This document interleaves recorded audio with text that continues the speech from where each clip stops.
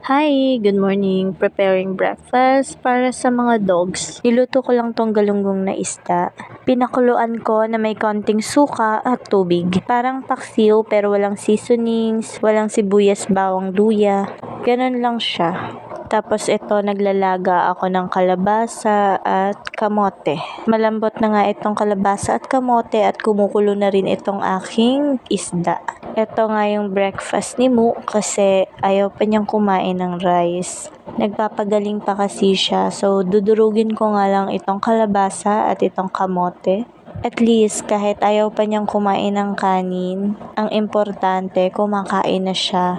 Hindi na namin siya force feeding, guys. So ito na nga, durug na yung kamote at kalabasa. Isinama ko na rin itong natirang saging na saba. Nilaga din yan, guys. So idudurugin ko lang to parang paste.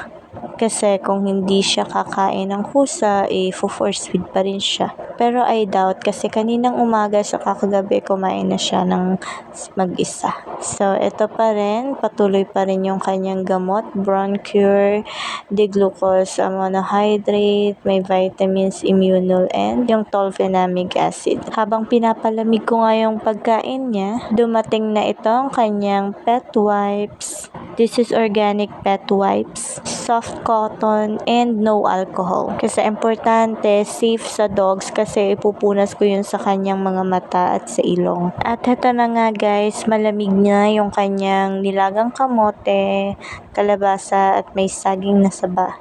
Konti lang muna yung ibibigay ko. Then, mamaya na ulit, hinimayan ko lang siya nitong nilaga ko din, na, or parang paksiw na rin yung pagkaluto kasi may suka, na galunggong na isda. So, yan guys, haluin ko lang mabuti, tas bigay ko na sa kanya.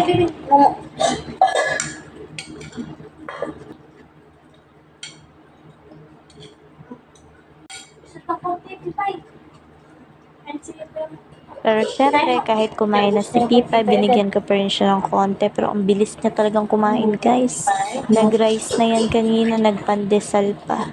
Samantalang ito kasi si Mu, ayaw niya mag-rice, ayaw niya pa ng pandesal. So, medyo gusto niya pa yung medyo paste pa yung kinakain niya. 1 week kasi na paste lang yung kinakain niya for first feeding. Nilagang atay na may carrots and patatas, nilaga din tapos blender. Then, minsan kamote na nilaga na may chicken. So, ganyan muna hanggang sa gumaling siya ng tuluyan, guys. Then, so water nyo, guys, is yung merong D-glucose monohydrate or dextrose powder. Ikaw din? Water? Ay, may kanin po ako. Oh, water din, oh. Sige, dyan na ngayon dyan. Water.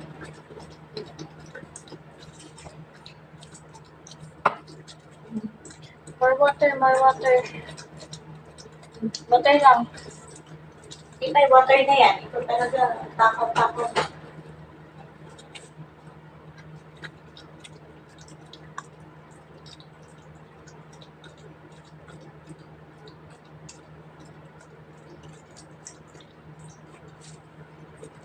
Okay na?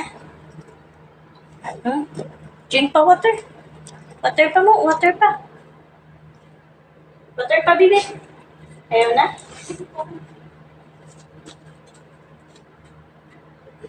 So yan, tapos nang kumain at uminom ng tubig si Mo. Pero ito si Pipay, grabe yung tiyan niya. Busog na yan, guys. Yang mukhang pilandok na yan. So yun lang. That's it for today's video. Breakfast complete na ang mga dogs. Maya mga after 30 minutes is magtitake na sila ng kanilang multivitamins. Mukhang naghihintay pa si Pipay ng foods. Okay na, Pipay?